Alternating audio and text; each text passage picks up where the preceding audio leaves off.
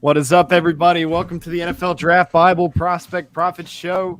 As always, I'm Jack Despo with Lorenz Lambeber and Alec Polito. Today, we're going to talk about we're on the Fan Nation Network, Bad Boy Sports Illustrated. Almost forgot to say it. Today, we're going to talk about the Eagles and the Falcons, two bird teams. They're playing Week 1 against each other. We're going to go through their roster, go through their cap, go through their future cap, and some of their draft picks, and see what they're, if they're healthy or not. It's going to be a fun one. I'm going to try not to be a homer. Alec, how you doing today, buddy? I'm doing great, and I'm going to just have a quick little conversation, I think, with Lorenz, because I have a feeling we're not going to be talking all that much during the Eagles. But, Lorenz, how you doing, man? How's your day going? I'm doing good, and I was just reminded, since you said homer, and it's like a two-bird game and breakdown thing between the Falcons and the Eagles. Isn't there like a Simpsons episode where Homer gets a Falcon? It's like, oh, look, your team's playing on TV or something like that. You know what? I guess you guys are not I think we lost Jack. But let's have our conversation. I think there's like 30-something seasons of The Simpsons, so I guess like over. Isn't there like a thing episodes with The Simpsons that's like, haven't they predicted, like, didn't they predict the Falcons losing the Super Bowl after like that big upset or coming back? They predicted like everything, but I feel like that's like clearly a scene in there. But no, I think that was if anyone knows, put it in the chat. But I'm excited to get into it. Excited to the Eagles, who are especially poor roster. I'm excited to see Jack's homerism or less so, and kind of tear it apart. But obviously the Falcons, I think, are a very interesting case study because it's a roster in a similar position as well. And we lost Jack. Well, we got all Jack's info, so I'll read. All right, I'll so read we'll just do our best Jack impression. There he is. Oh, is he back? All right, he's back. Jack, nice. So we have you. You can jump right. We had our conversation, so it's all good. Yeah. Oh, we might have lost him again. All right. Well, should I start with the Falcons and see if we can get him back? Yeah. We right. got to save the Eagles for him. First, I want to give a quick little shout out to Jack because he put this whole thing together and did all the background work. The director of pro personnel here at the NFL Draft Bible. Gotta love him. But let's start with the Falcons here, Lorenz. We know the draft class, but I'll read through it real quick. We got Kyle Pitts, Richie Grant, Jalen Mayfield, Darren Hall, Taquan Graham, Ade Ogundeji, Avery Williams, and Frank Darby. And young talent on their first deal, we only have Calvin Ridley. Lorenz, looking at that, how do you feel about the young talent that this team's got going forward? Yeah, I mean it's you're back. Okay. I think looking at the young players on this roster, it's really offense heavy. I mean, it's obviously really Calvin Ridley and Kyle Pitts are the two names on rookie deals to me that stand out. Calvin Ridley, I think, is a really, really good wide receiver. I think he's being pushed into something. Like people saying he's a top 5 receiver in football. I don't know about all that, maybe statistically, but not like on the field. Still don't want to diminish the player. I think he's very talented, tremendous route runner, separator, sure hands. I think someone who you can absolutely more than just get by with as your starting receiver. And then Kyle Pitts, I think we expect him to be one of the best tight ends of the league, stepping in, just his athleticism, his ability to make plays. So I don't think, even with Julio Jones, they have a big issue in the playmaker department. I think those are two of the two premier young talents. So that's looking good. Outside of that, you would obviously like to see a couple more players that are foundational pieces on rookie deals. But Jack, what do you got next? Yeah, Jack, all we went over was the rookies, so go into your whatever you got for the Falcons. Yeah, painfully I could hear you guys, but I couldn't talk. Yeah, you covered everything there. So moving on to the salary cap, the Falcons they are currently standing at negative $365,000. So they're above the salary cap by just a few $100,000. Not great. It looks better as years go on. So their cap does eventually get healthy, and it's because they lose all their players. In 2022, they'll have 47 players on the roster. After as this season ends, when the season ends, they'll have 47 players under contract on the roster at $365,000 over the cap. The following year, they'll have 35 players on the roster and $95 million. So things get healthy fast, and that's because they're losing a lot of contracts.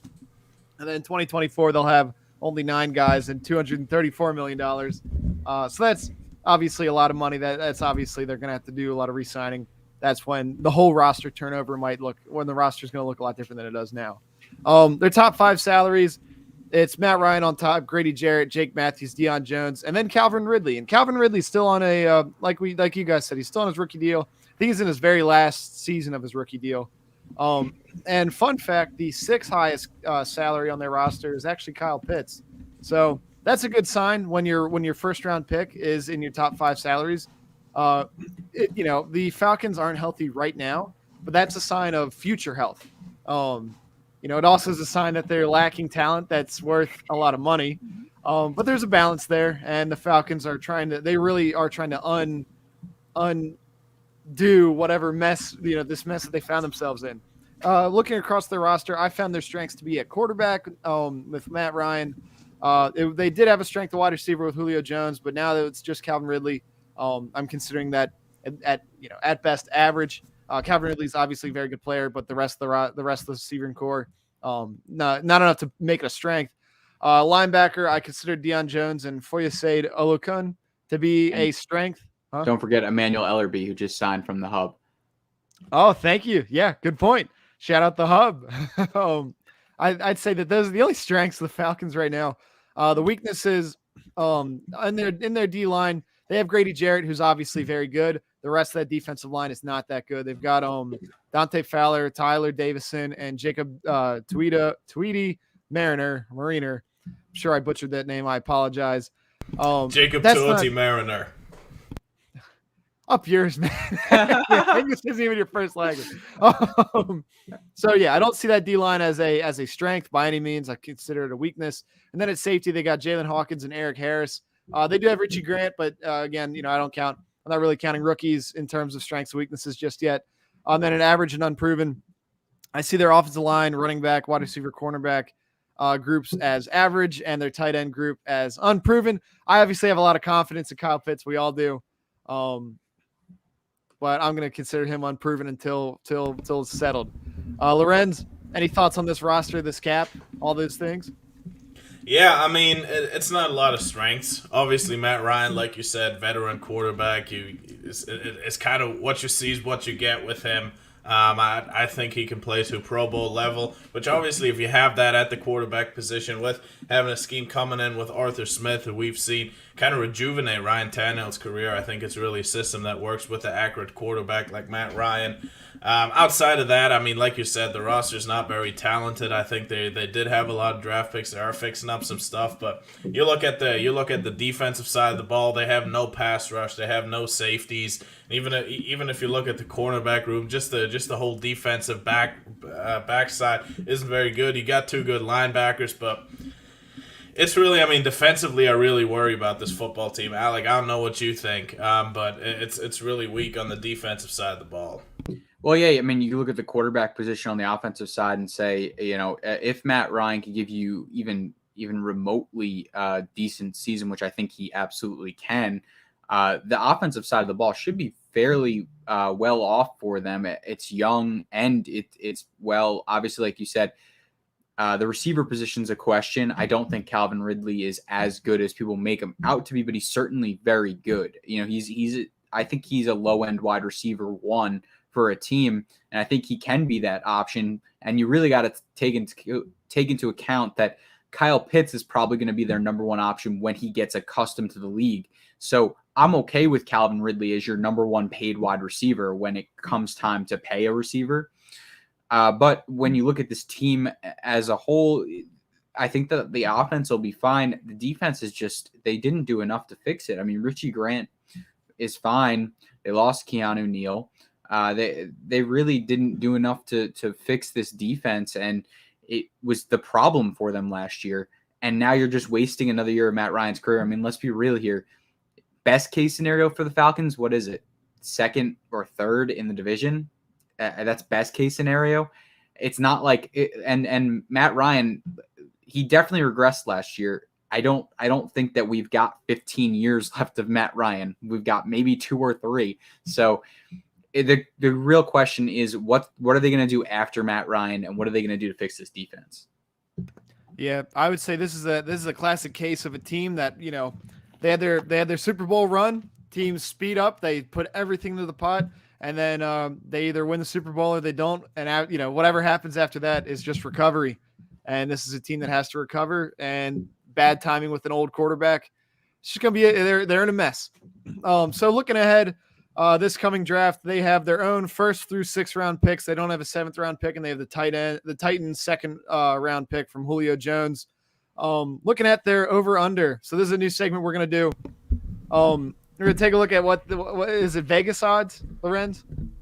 Yeah, Probably. Yeah. just Vegas what odds. I could find. I mean, I'm guessing it's Vegas odds. It could be LA odds. Yeah. I don't know. We're not. No, we're it'd not. be Vegas, I think. Yeah, we're not big gamblers here, but Well, but we, I am. You don't know that. Okay.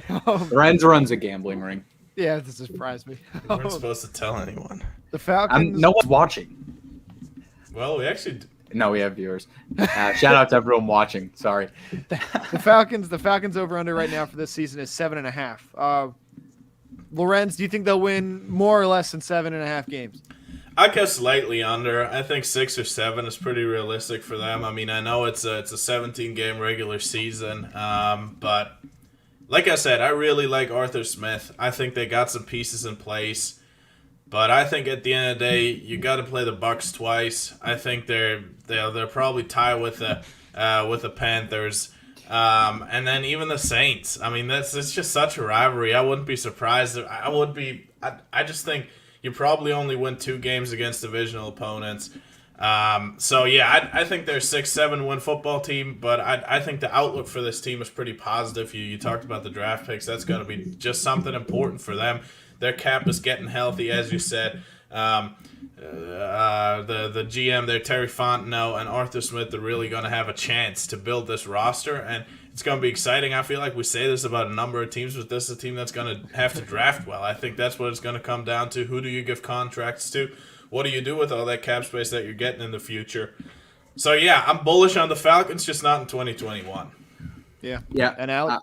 No, I think that they're going to go under that win total, and I think they're expecting that. I think that they're okay with that because looking at next year, I think that's the year you got to go for your quarterback of the future, and then every other pick, and they do have that extra 2nd round pick, is probably going to go towards the defense and try and fix up that defense. So, and I apologize to everyone watching. As I said that, I think we lost half of the people watching, so they must have been upset. So thank you everyone for watching. Yeah, I'm gonna go with the under for the Falcons. Any team, so I'll any team that has a good offensive defensive line is going to have a higher. They're just going to perform better consistently. Falcons, I don't trust that offensive line yet. And I certainly don't trust the D line. So I don't think they have any kind of foundation to really win games. Moving on, we'll go to the Eagles now. Go Birds is right, Vinny. Also, Peaches was scratching at the door. What? That's Dirty Birds, what he was referring to. No, he's an Eagles fan. Falcons. Vinny and I talk not. Eagles all the time. Eagles drafted this year. They got a nice little nucleus of young talent already on the roster, and they got a pretty nice top of the draft class. They got Devonta Smith, wide receiver out of Alabama, Landon Dickerson, the interior offensive lineman, center guard, whatever you want to call him, out of Alabama, Milton Williams, interior defensive line. He's actually been lining up at defensive end the first couple days of camp. I'm an Eagles fan if you're new to the show. Zach McPherson, the corner out of Texas A&M. I'm thinking it's either Texas A&M or Texas Tech. Kenny Gainwell, the running back out of Memphis. Marlon Tuipulotu out of USC. Taron Jackson, Jacoby Stevens, friend of the show, as well as Kyle Pitts earlier, and Patrick Johnson. A bunch of guys in this draft class, young draft class. They're all young.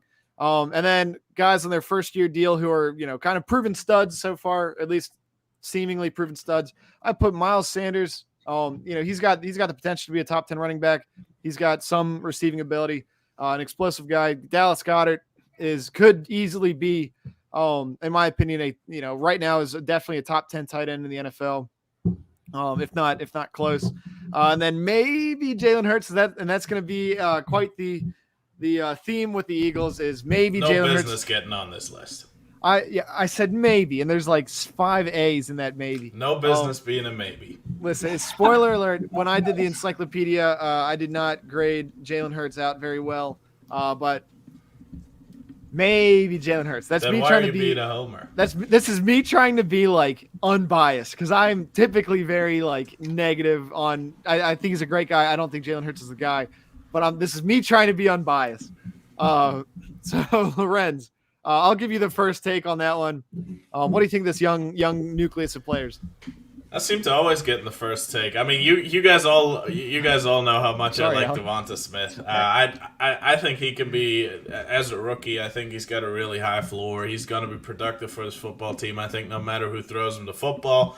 I think Landon Dickerson is someone who's got injury concerns. Milton Williams is their third-round pick, who's someone who's very raw. I do like what they did on day 3. I think Kenny Gainwell, Marlon Tuipulotu, Taron Jackson, Jacoby Stevens, and Patrick Johnson are all guys who could potentially make this roster. I think should make this roster and could even contribute this year. Now, they're not going to be difference makers or anything, but I think that's a really solid day 3 and a really weak draft class on day 3. Miles Sanders, to me, I mean, when he's on the field, he's a good running back. He's a solid player. I think his injury concerns are really... And he's a running back. I mean, those are the two things. I'm not going to sit here and say running backs don't matter, but they don't matter as much as other positions do. Dallas Goedert is a player who I love. Great player. Finally, like they seem to acknowledge that he has now surpassed Zach Ertz, the physical talent that he has. I like him a ton. I think he's a good tight end, a good chance being in that top 5-6 tight ends by the end of the year. Jalen Hurts, like I said, I don't think has any business right now being on this list, being like a young stud. Could happen this year, but just off of what we know, there's just so much projection. I like Jalen Hurts as a guy. I hope he succeeds, but to me, he has no business being on the young talent on a rookie deal list right now. And Alec, how about our local Giants fan?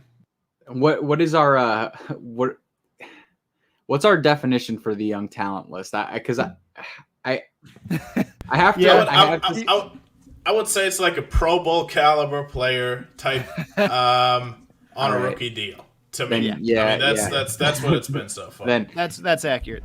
Yeah, then I'm gonna side with Lorenz on that. I don't think that Jalen Hurts should be on the deal, but I do think that he does need a little bit more time before we fully judge him. But from what I've seen, I don't think that he's going to be a starting quarterback in the league for too much longer. But I do think that the Eagles have Miles Sanders, who's one of my favorite running backs in the league. There's some simple issues with Miles Sanders for me. I think it comes down to ball security and his hands can be inconsistent at times when catching, but I think that when you look at his abilities as a runner, I do think that he's underrated when you look at what people kind of put him at in the league. And I think he absolutely can be a top 10 back if he's not already there, or at least probably not there, but he's close to it.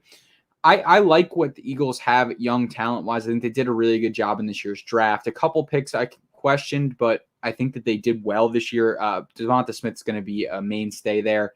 And it's going to really take the pressure off of Jalen Reagor, who I also like, to be really more of a second wide receiver on that team. Dallas Goedert is going to be another great option for them. And the Eagles are loaded with picks for the next year and the year after, or just next year? I think only just next year as of right now. Yeah. But they've got the 3 picks. Whether they're using all 3 or not, we'll see. I mean, it depends really where they end up in the draft. Could be to replace the quarterback position. If Jalen Hurts shocks us all, it could be to strengthen up that defense. And it's a good place to be in if you're the Eagles. It's just not going to be a fun year for them. We talk about the health, though, of this roster. They've made it way more healthy than it was. It was concerning. Now it's slightly healthy. Yeah, for once, for the first time in forever. And I swear, the Jalen Hurts on that list is me trying to be unbiased. Because I would take him off that list. I get so many conversations where I don't how think is he cornerstone piece? I mean, he's the quarterback. Okay, but if he's good this year, which I don't think he will be. There's no ifs. He either is and he's getting on the list, or he's not and he's getting left off. Listen, I was trying to be diplomatic. All right, so the current salary cap, won't have it. They've got $12.8 million in space. They're currently eating a $33.8 million cap hit for their Carson Wentz trade. In the future, so 2022, like I said, $12.8 million in space. They'll retain 52 players on their roster. That's not too bad compared to teams like the Falcons and ones we covered previously. 2023, they'll still have 40 players on the roster, and their cap jumps up to $80.9 million. And in 2024, they'll have 20. It'll drop down to 22 players, but they'll add over $100 million at 182. So not too bad. Excuse me. Next, their top 5 salaries. They got Fletcher Cox, Darius Slay, Brandon Brooks, Javon Hargrave, and Lane Johnson. Hargrave just signed an extension. He got better as the year went on last year. The rest of that team is usually, other than Slay, older guys who've been injured quite a bit. Slay, I don't think has been as injured, but Cox, Brooks, and Johnson all have. I think their strengths, their offensive line still is, pretty solid, especially when they're healthy. They're a top 10 unit easily. Lane Johnson, Brandon Brooks, Jason Kelsey, Isaac Seumalo, and Jordan Mailata. Jordan Mailata being the weakest link there, and him being a player on the rise. The tight end is an obvious strength with Zach Ertz and Dallas Goedert. Dallas Goedert probably taking the reins this year with the new regime. And then their defensive line, Brandon Graham, Fletcher Cox, Javon Hargrave. Oh my gosh, what's his first name? Josh Sweat was practicing with the ones for the Eagles in the camp, and then Derek Barnett, their other defensive end, who's on a contract year.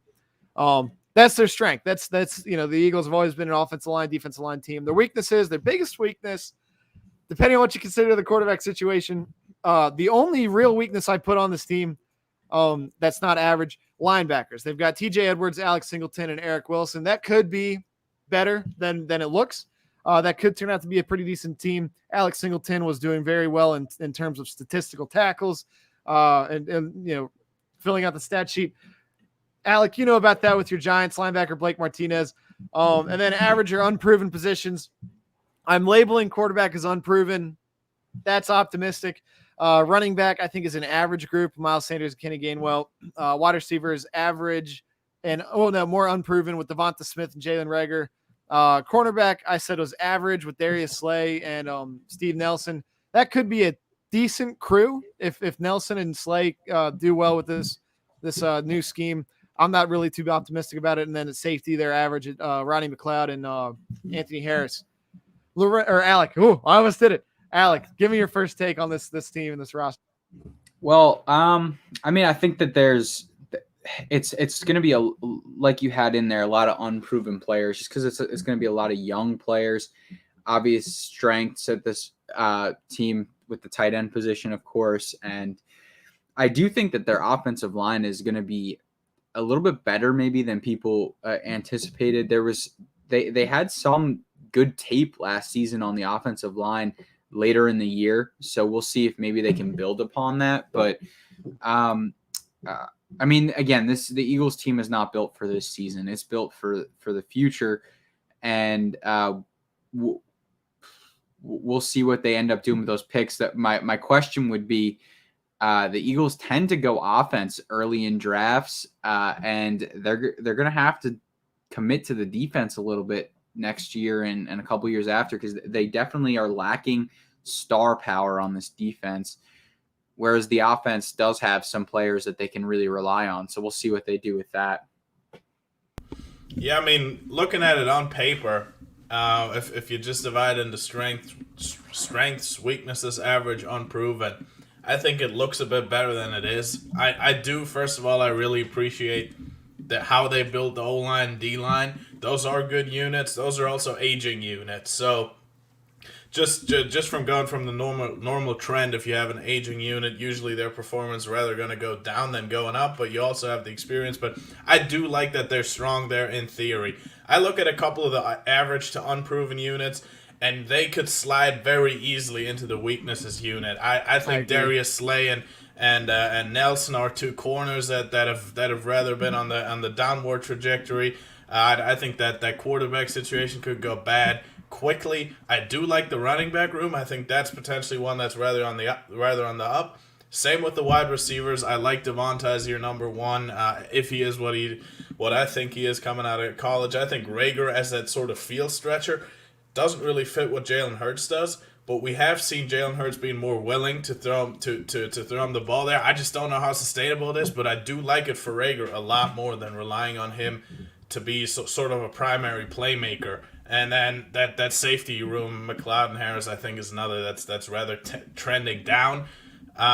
So yeah, it's not strong, and unfortunately in the strong positions, it's aging, so it's probably not going to get better with what you have on the roster unless someone like Andre Dillard can come out and be a surprise, or someone like we talked about Josh Sweat. I mean, he's been surprising, someone who had very bad knee injuries coming out, has been a productive player for them. Derek Barnett maybe. I mean, man, I've been waiting for the Derek Barnett taking another step for years now. It's just not going to happen. So I'm giving up. That's just kind of I think why people, and why us included, we're going to get to it in a bit, probably a little more negative on the Eagles than what it looks like on paper. Yeah, everything you guys said. In the future, they this coming year, they're either going to have 2 or 3 first-round picks. They've got their own. They've got Miami's first, and then obviously the pick in the Colts trade. If Carson Wentz plays 75% of snaps, the Eagles get their first-round pick. If the Colts play 70% and make it to the playoffs, the Eagles get their first-round pick. It seems pretty. So they're going to have an extra first-round pick. Yeah, I felt unless like Carson Wentz tears his ACL. Well, because, he said he's not vaccinated. For the Colts? He basically said he's not vaccinated, and that makes me worried. I don't give a. Did he?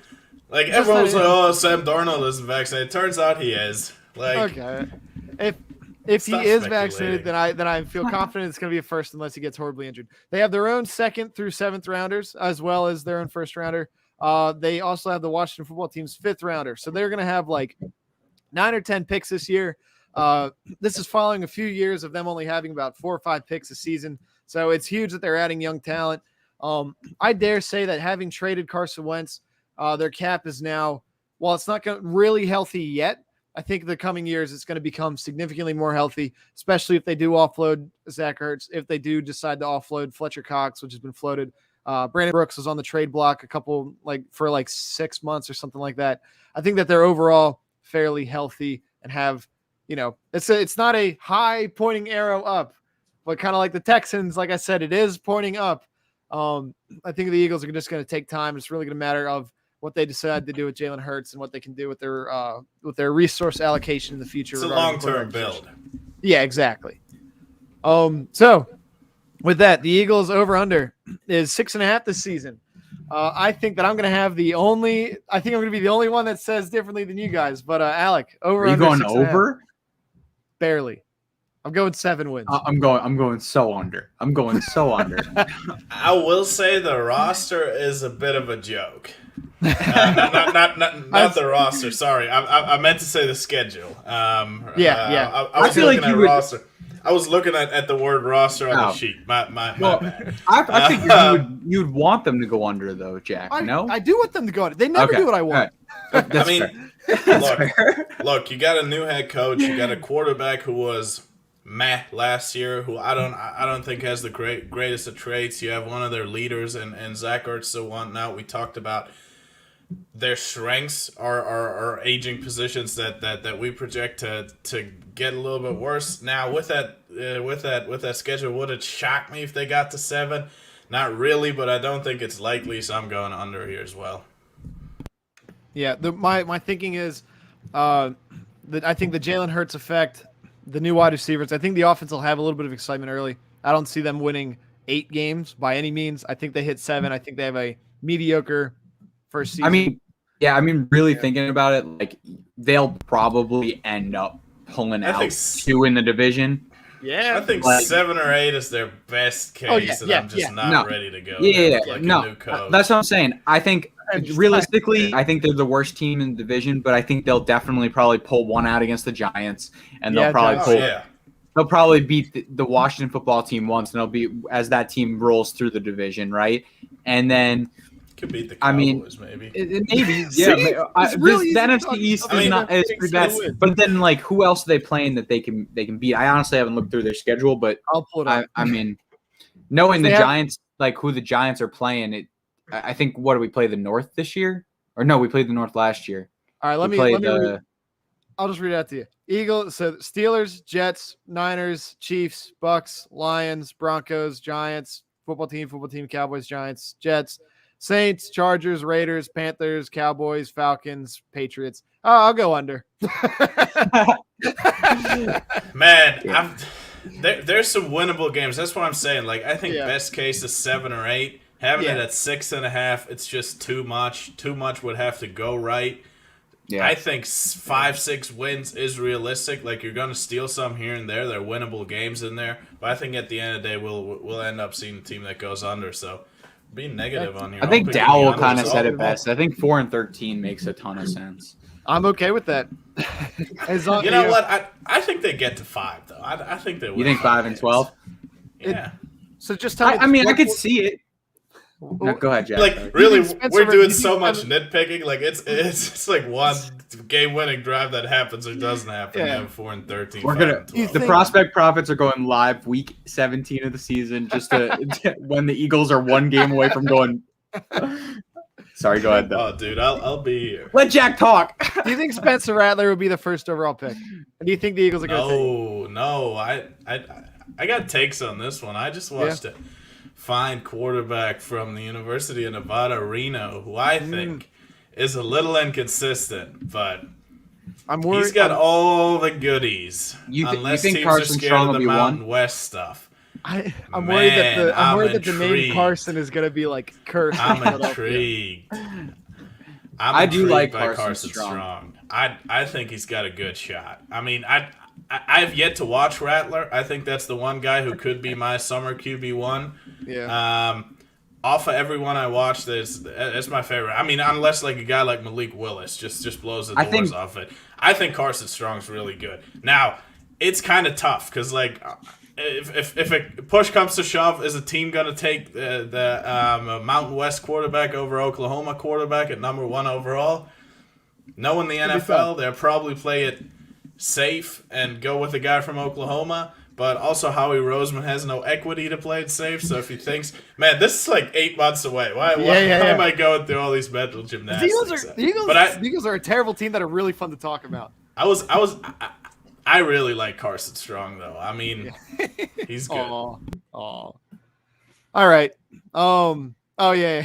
So, Dal wants you. Yeah, there we go. Yeah. What do you think of that? I was gonna say, what if the Giants tank? Like, what if that happens week 17 and then it What do you mean? kinda, like gets flipped around? I don't Listen, know. Like, there's some scenario. If you're telling me that this Giants team gets a new quarterback next year, I'm all in. Like that's Keaton Slovis just screams New York Giants quarterback.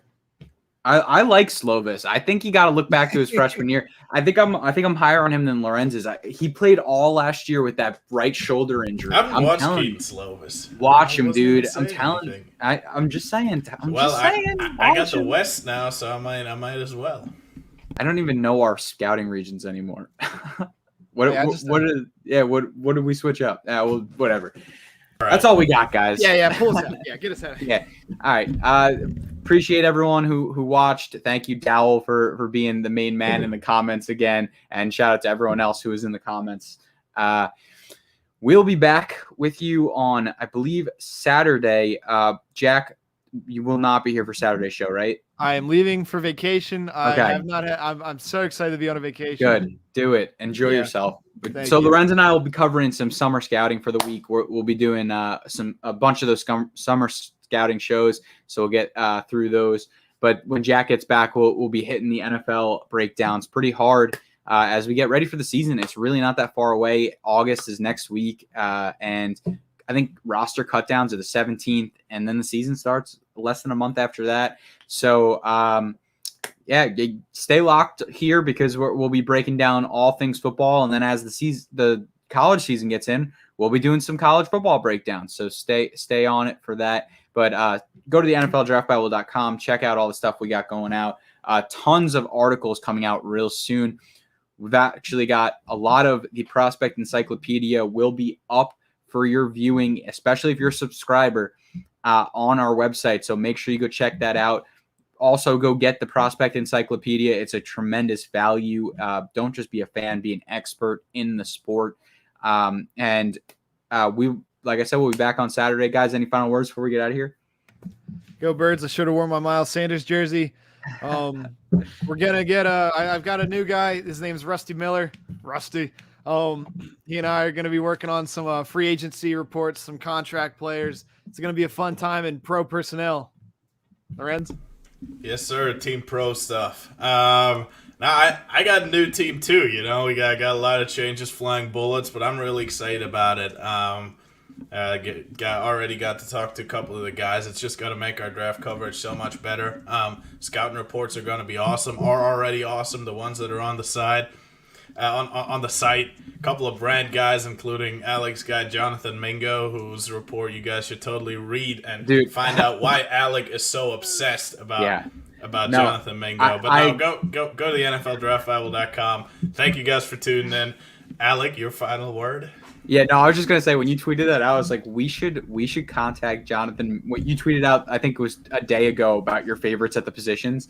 And obviously Jonathan Mingo was your favorite wide receiver. So I was going to comment, we should really contact Jonathan Mingo and make him the first Prospect Profits athlete, because just send him over a sweatshirt and I don't know, $50, put him in the NIL deal here, because we give him so much free publicity as is. Might as well get him on board. But I do think he's a real solid player. Yeah, no, we'll work on it. We're gonna try and get some Prospect Profits athletes. You know, let's get them over should. here. I mean, we totally should. All right, guys, thanks for tuning in. We'll be back for you guys. Unfortunately, without Jack, but with Alec and mine and my great takes on Saturday. Absolutely.